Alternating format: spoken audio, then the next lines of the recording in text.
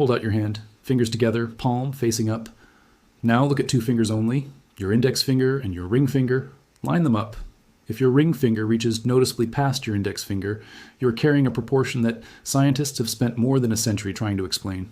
It was set in your body before you were born, it has never changed since, and it turns out to be tangled up with one of the biggest questions in human history, where your ancestors actually came from. This is the story of the digit ratio, and what your hand has been quietly recording your whole life. In the late 1990s, a British biologist named John Manning began measuring thousands of hands, not for fun. He was chasing a hunch that a single proportion on the human hand could reveal something about the chemistry of the womb someone developed in. Over the following 2 decades, that early research grew into a global field, with universities across Europe, East Asia, and North America running their own versions of the same measurement on tens of thousands of participants. What they built, piece by piece, was a map of a trait that turns out to be older than your grandparents, older than your country, and in some cases, older than agriculture itself. People noticed this proportion long before anyone had a way to explain it. Renaissance anatomists sketched it into their studies of the human hand. Surgeons in the 19th century mentioned it in passing notes, describing hands that looked balanced next to hands where the fourth finger clearly outran the second. Nobody had a framework for what they were looking at. It was just one of those small variations in the human body that got written down and then forgotten. For most of history, that's where it stayed, an anatomical curiosity filed away with no explanation attached. The turning point came when researchers gave the measurement an actual name and an actual formula. The index finger became digit 2. The ring finger became digit 4. Divide the length of the index by the length of the ring, and you get a single number, the 2D to 4D ratio. A ratio of exactly 1 means the fingers are the same length. A ratio above 1 means the index finger is longer. A ratio below 1, the case this video is about, means the ring finger wins. That's the entire measurement. Simple. But once researchers started collecting it at scale across thousands of people in dozens of countries, the pattern that emerged was anything but simple. The first big question was, is this ratio fixed, or does it change over a lifetime? Manning's research, later confirmed by other labs, found something striking. The ratio is essentially locked in before birth. It stays stable from early childhood all the way into old age. You cannot train it, diet your way into a different ratio, or change it through exercise. Whatever set those proportions did its work in the womb, and the record it left has stayed on your hand ever since. That permanence is exactly what made scientists take it seriously. Most traits we can measure on the body are shaped by a mix of genetics and lifestyle, muscle mass, skin tone, even height to some degree. The digit ratio isn't like that. It's closer to a fingerprint, set once, unchanging, and, as it turns out, deeply informative.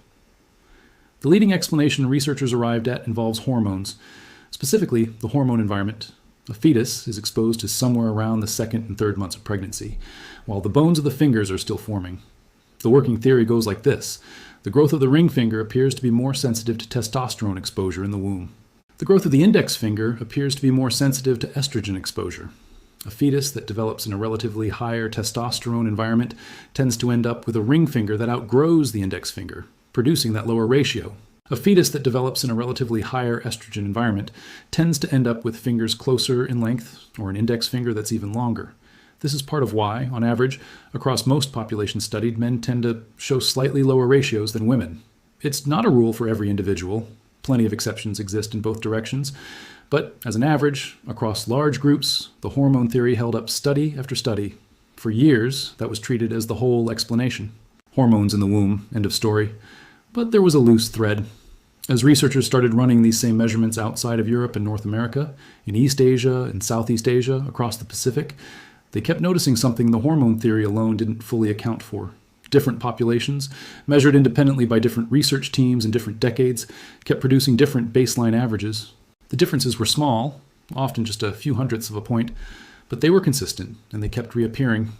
One of the most repeated findings in the literature involved populations with East and Southeast Asian ancestry.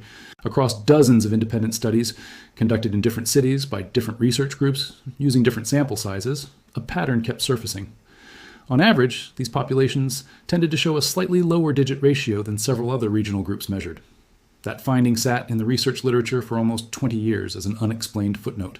Nobody could say for certain whether it reflected something genetic, something environmental, or simply differences in how various labs were taking their measurements. The question stayed open. The real answer only started to take shape once genome-wide association studies, GWAS for short, became affordable enough to run at scale. These studies work by scanning the DNA of tens of thousands of people at once, looking for genetic variants that show up more often in people who share a particular trait.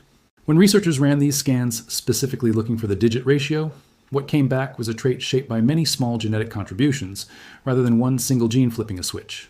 But a handful of genes kept appearing near the top of the list, among them the CHOS gene cluster, and in particular HOXA13 and HOXD13. These genes are ancient.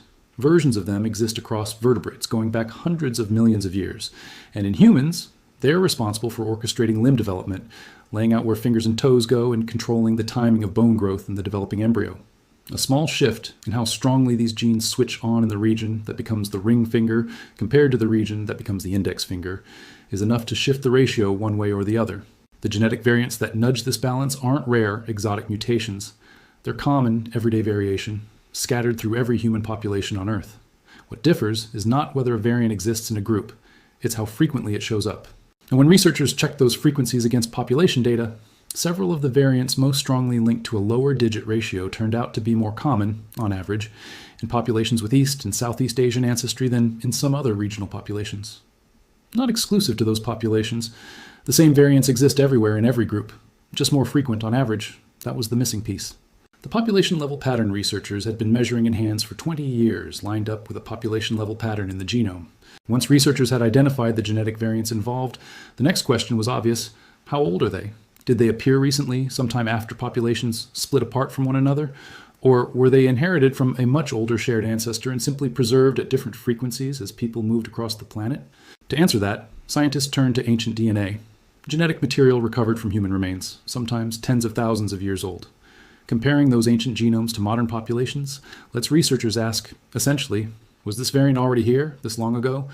The evidence points toward deep roots. Several of the key variants linked to a lower digit ratio appear to have been present in the populations that moved out of Africa more than 50,000 years ago, and in the early modern humans who pushed across Central Asia and reached the eastern edge of the continent tens of thousands of years afterward. Ancient remains recovered from East Asia, among the oldest known modern human fossils in the region, carry versions of these same variants.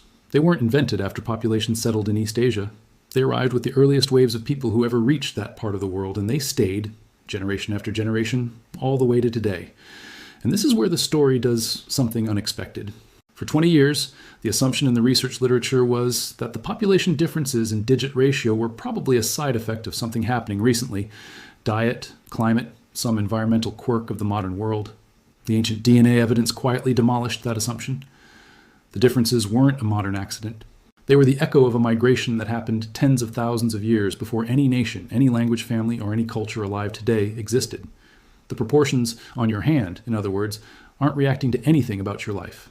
They're reporting something about a journey your ancestors made across an entire continent, on foot, before recorded history began.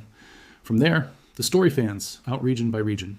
For people of Han Chinese descent, this is one of the most heavily studied populations in the digit ratio literature, and the consistent finding of a lower average ratio in Han Chinese cohorts has been one of the strongest signals behind the broader pattern researchers describe. For people of Korean or Japanese descent, the genetic picture carries its own layers. Korean populations show strong continuity with ancient populations of the peninsula. Japanese populations reflect a blend of the older Jomon population, which lived across the Japanese archipelago for tens of thousands of years, and the later Yayoi migration that arrived from the Asian mainland a few thousand years ago. Both ancestral lines carry digit ratio variants, and the modern average reflects that blend. For people of Filipino, Vietnamese, Thai, Malay, or Indonesian descent, Southeast Asia adds another layer entirely, a region that has been a genuine crossroads of ancient migration. An earlier wave of modern humans settled the region tens of thousands of years before a later wave, often linked to the spread of rice agriculture in Austronesian-speaking populations, moved south from the Asian mainland through Taiwan and out across the islands of the Pacific. Both waves contributed to the gene pools of the people living there today, and the digit ratio variants came along with that ancestry. For people of Polynesian, Micronesian, or Melanesian descent, researchers studying digit ratios across the Pacific have found patterns consistent with the same East and Southeast Asian ancestral input, carried outward by the same maritime migrations that populated the Pacific Islands over thousands of years. For people of mixed ancestry, including anyone with just one grandparent or great-grandparent from these populations, the trait can sometimes show up as a quiet clue among many, even when nothing else about a person's appearance points toward that branch of the family tree. Here's where it's worth slowing down, because digit ratio research has attracted more than its share of overreach in popular writing over the last 20 years. A lower digit ratio is not a measurement of intelligence. It is not a reliable predictor of athletic ability, despite decades of pop science claims to the contrary. It is not a measure of personality, financial success, or anything about who a person is as an individual. The serious literature on this trait is consistently narrow in its claims. The ratio is a developmental marker, shaped in part by prenatal hormone exposure and in part by inherited genetic variation. It reflects something about the biology you inherited, not a verdict on your character, your abilities, or your future. It's also worth being precise about what more common in a population actually means. Researchers are not describing a line that cleanly separates one group of people from another. They're describing a gradient, a slow shift in averages from one region to the next, with enormous overlap at every point along the way. Two people, picked at random from any two populations on Earth, are, on average, far more alike in their digit ratios than they are different. The pattern lives in population-level statistics, not in any single hand. It cannot tell you, or anyone else, what your personal ancestry is. It's a whisper, not a verdict. So the next time you glance down at your hand, that small gap between your index finger and your ring finger is not nothing. It's not random noise, and it's not a hormone accident with no history behind it. It's a proportion that was set before you had a single memory, shaped by a genetic inheritance carried by people who crossed entire continents on foot, tens of thousands of years before any of the borders, languages, or nations we know today existed. You didn't choose that inheritance. Neither did anyone before you, going back as far as this story reaches. But it's there, written into the bones of your hand, the same way it's been written into every generation that came before you. A small, quiet record of a journey most people never think to ask about. If this is the kind of story you want more of, subscribe to the channel. Every week we take one detail like this, something ordinary, something most people walk past without a second look, and follow it all the way back through the DNA to find out what it's actually been recording. Next week, a feature carried on nearly every human face and the surprisingly deep history hiding behind it. That video is already on the channel if you don't want to wait.